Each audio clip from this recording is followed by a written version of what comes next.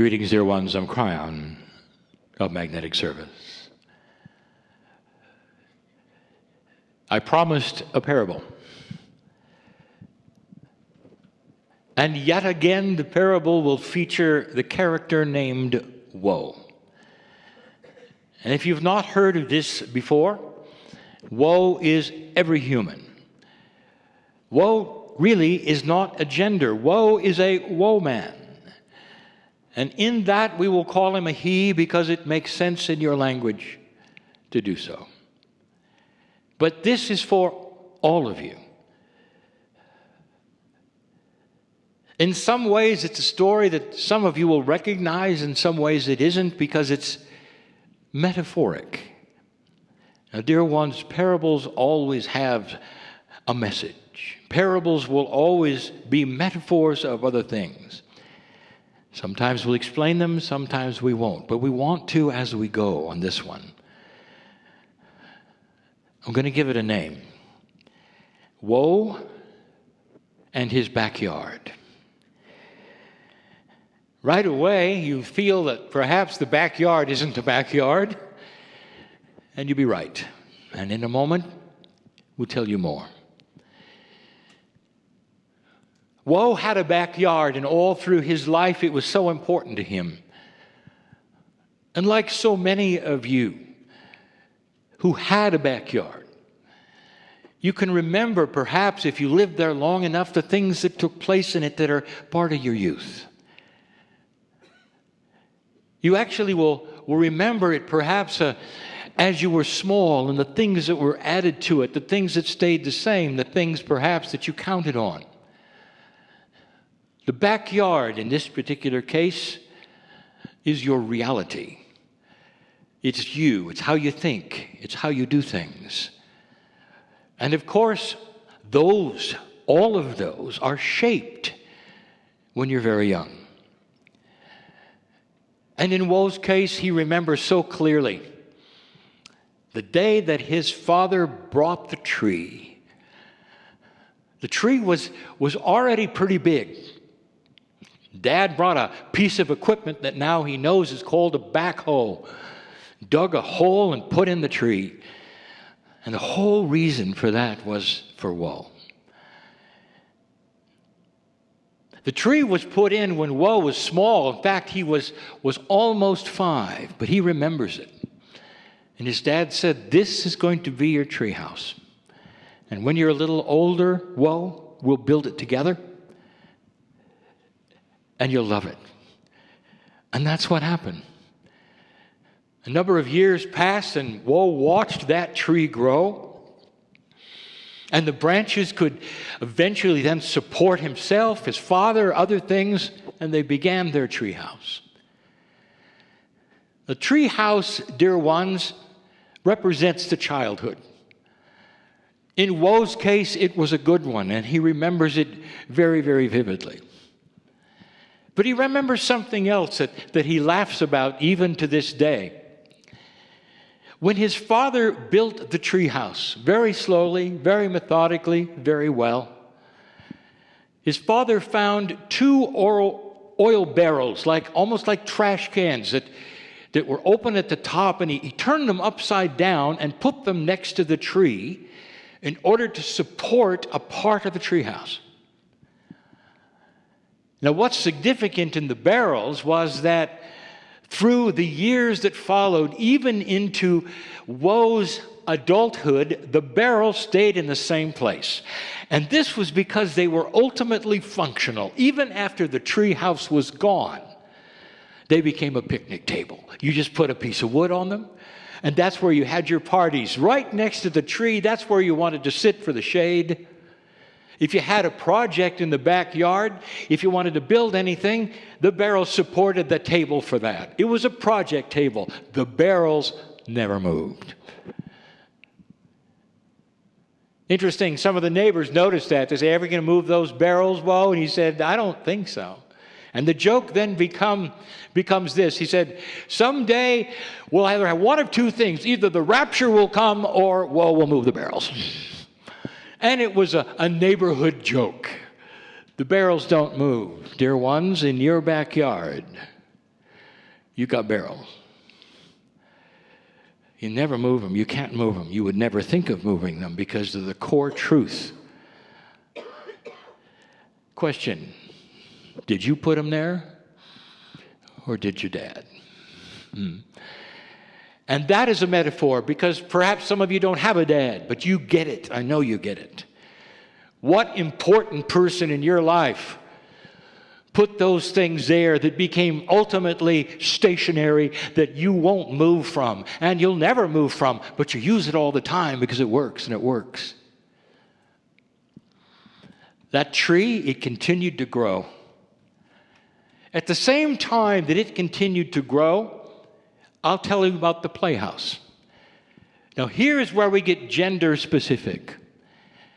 Woe got a tree house because that's what boys want, but he also got a playhouse. His father and his friends built him the playhouse. Now, if we looked at genders, if Woe is a woman growing up, then he's a small girl, and he wanted the playhouse. So we are honoring the idea of the gender here as well.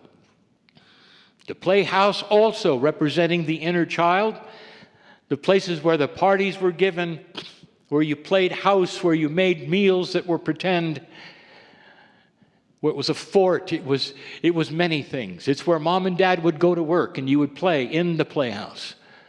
In the backyard. The backyard then becomes your childhood, your life, your belief system. And the tree, wow, it keeps growing, and that's what you hang on to, because there are certain things in life that you have to know are solid.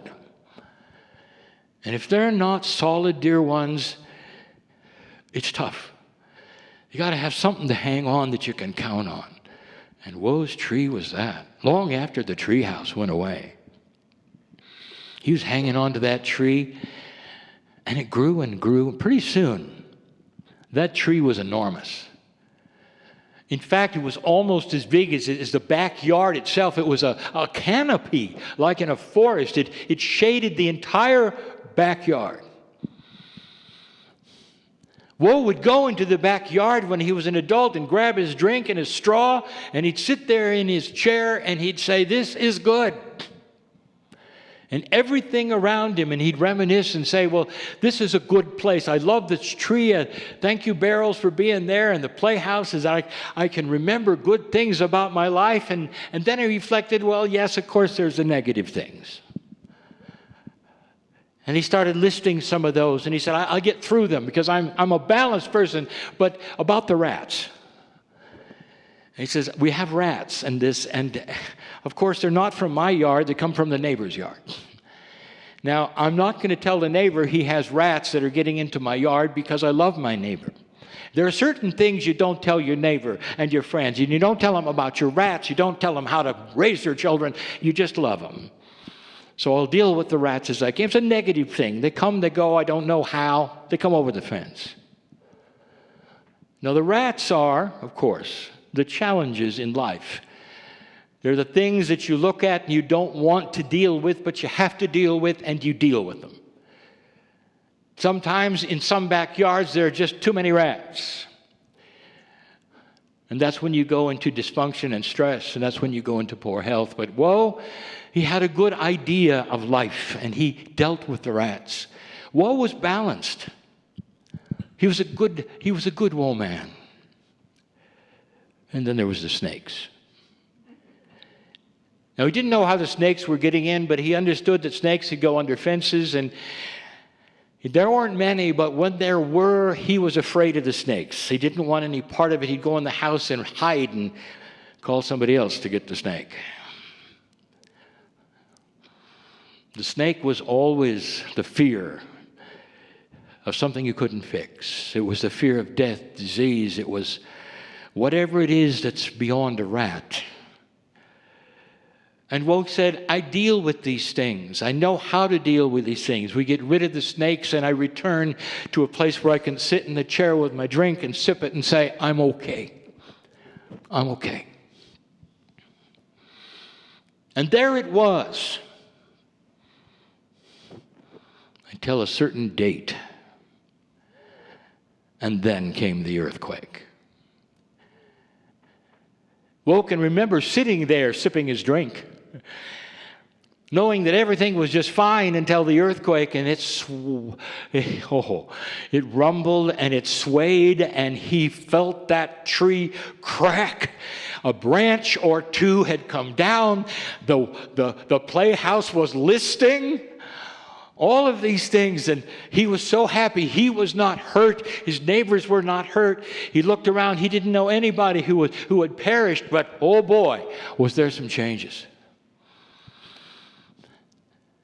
And after he'd recovered from the event, he looked around and said, I don't know what happened, but it's still okay. Tree's a little different. The playhouse is a little different. I think it's all right. Yeah, until the inspectors came. Now, the inspectors can be almost anything in your life, but they do represent authority. Sometimes they don't represent authority, they represent epiphany. Interesting, isn't it? Anything that would ask you to change your backyard. But in this particular case, he knew he had to because the earthquake had happened. Interesting, if you looked into this parable, there were those in his neighborhood, are you ready? Who had no earthquake. But he did, and so did his neighbor. That tells you a little bit about the unspoken things in a parable. Woe was an old soul. Woe was a good woman. Woe had a consciousness that was ready to evolve. And his earthquake changed his backyard. And the authorities came and they said, the tree, let's talk about the tree. And Woe said, no, if you're going to tell me the tree has to go, you leave. And they said, no, Woe, it doesn't have to go. It's too heavy. You saw it here. And they started to explain Gaia to Woe. They said, in the forests, Gaia takes care of the trees. Naturally prunes out through fire, disease, whatever. There is a system that takes care of things. But you have a tree that you elected to plant outside the forest. That means you are responsible for what Gaia would normally do. The tree needs to be pruned. You should have pruned it all along. Now, if you follow it so far, pruning that tree is that thing that you hold on to for strength. Pruning the tree actually might mean, depending upon who's here and who's listening, that you have to reevaluate your reality on a regular basis. And Woe hadn't.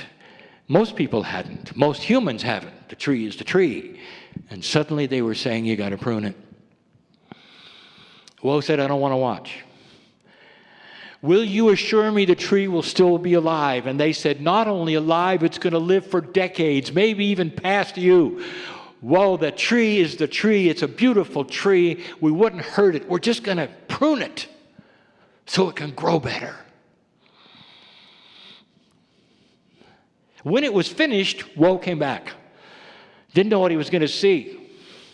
Walked in the backyard and fell to his knees sobbing. And pruned it. They killed it. They hadn't killed it, of course, but Woe had never seen a tree pruned like that before. There was no more canopy. There were no more branches. Funnily enough, through his lifetime, he had noticed a lot more stinging bugs. Now there were none. He didn't realize his tree was dropping them on him, even while he had his drink. He was gone. And what's this? He's going to have to get sunglasses. There's too much light. There's no more shade. And the inspector says, don't worry, there will be very soon. It doesn't take long. They grow back quickly, believe me. Woe didn't like what he saw at all. He understood what they were saying, but his tree, was gone. The tree that he knew was gone. The shade, all the branches, it had been cut back to nothing. And then the inspector said, I hope you didn't mind, Woe, but in the process of pruning the tree, we had to move the barrels. And Woe said, you moved the barrels? And he says, yes, it's okay, Woe. You moved the barrels? Yes, Woe, it's all right. It's all right. Woe looked around and wondered whether the rapture was coming. They moved the barrels. When we moved the barrels, we noticed something. Whoa. Did you know that you had a nest of snakes in there? What?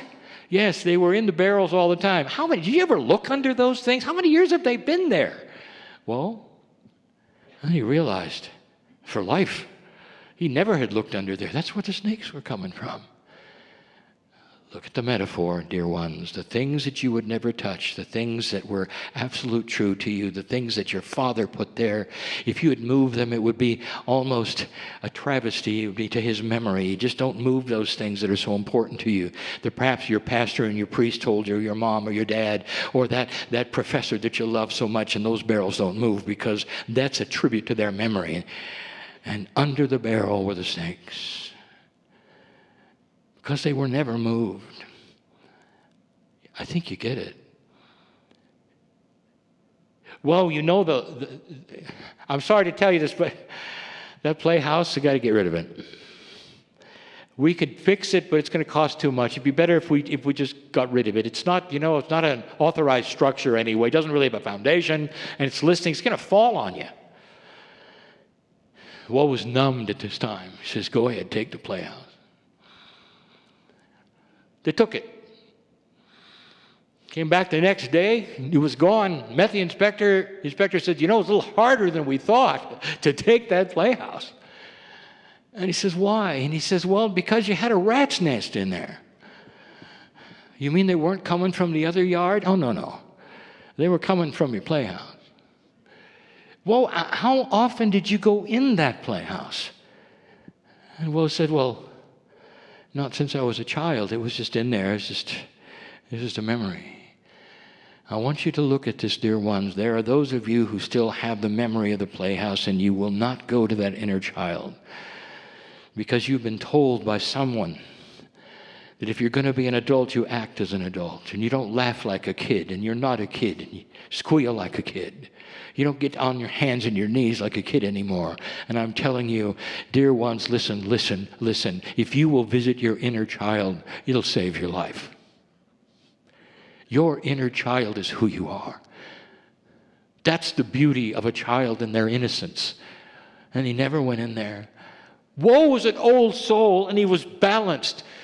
But as he ignored these things and just let them be, in came the rats, and in came the snakes, and all the other things.